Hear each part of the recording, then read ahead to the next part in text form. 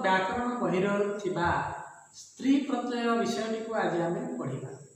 आशा करे तुम मानू ये विषयटी भल लगे। स्त्री प्रत्यय क्या कहुए जो शब्द गुड़िक केते गुड़िए प्रत्यय जोग हुई स्त्रीलिंग वाचक शब्द हुए आम से ही प्रत्यय गुड़ी कहुए स्त्री प्रत्यय। आमर ये संस्कृत शब्दमाला एत गुड़िए शब्द अच्छी जो शब्द गुड़िक सब स्त्रीलिंगवाचक शब्द अटे।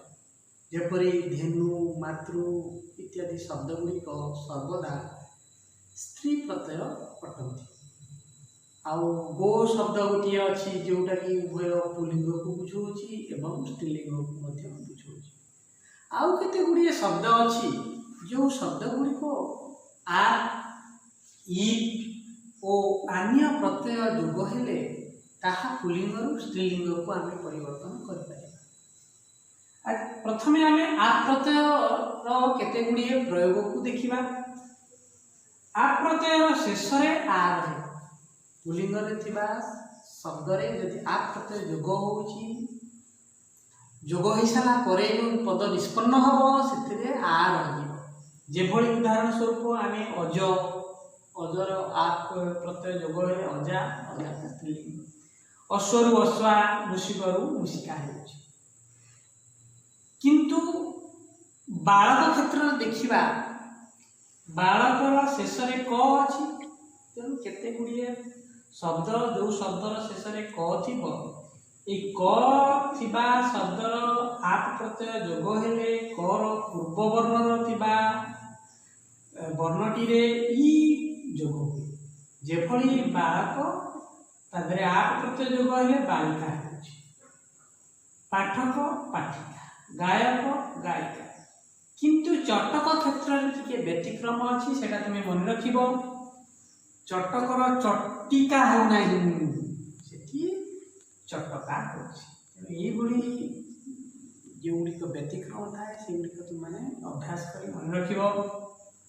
आम आसवा इप प्रत्यय जोगरे किभली पुलिंग आम स्त्रीलिंग करें। केतेक शब्दर इप प्रत्यय हुए आउ जो कि प लोप हुए। जेभली उदाहरण स्वरूप तापस तापसी धार्मिक धार्मिकी दातृ दात्री गुणी गुणिनी पठत पठंती गरियस गरियस। आउ केते गुड़िए शब्द अच्छी पिलाने लक्ष्य कर ये मत्स्य एथरे ईप प्रत्यय जोग हेले जो जियपड़ा अच्छी सेटा लोप हो जाउची। मत्स्यर मत्सी हम मनुष्यर मनुष्य हम जो जियपड़ा अच्छी मनुष्य ईप प्रत्यय जोग हो सारा जो जियपड़ाटी अच्छी लोप हो जाए। आउ उकारांत शब्द पुलिंग और स्त्रीलिंग से आम ईप प्रत्यय जोग कर पुलिंग स्त्रीलिंग कर। जेभली गुरुरु गुर्बु हो पार बा ओ गुर्बी तनुरु तनुहु हो पार स्त्रीलिंग तनुई हो पार। तुम्हें माने मन रख।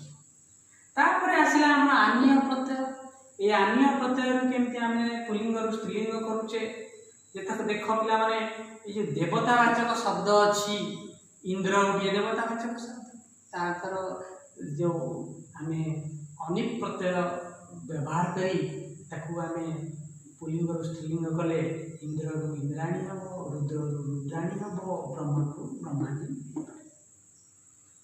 आउ केतेक शब्दर स्वतंत्र अर्थे आनिप प्रत्यय हुए। जेभली अरण्य क्षेत्र आनिप प्रत्यय जोग हेले अरण्यानी होची। अरण्यानी अर्थ बहुत बड़ अरण्य बुझाऊँ। हिम आनिप प्रत्यय स्त्रीलिंग हिमानी होची। जवन तार स्त्रीलिंग होची जवनानी लिपि। आउटे जब दूषित जब आनिप प्रत्यय जवानी होची। तेणु तुम्हें माने केते गुड़ी अभ्यास मन रख। आशा करी तुम मानक कार्यक्रम भल लगी तुम मन दे पाठ पढ़ो। ଆମର କାର୍ଯ୍ୟକ୍ରମଟି ଶେଷ ହେଉଛି।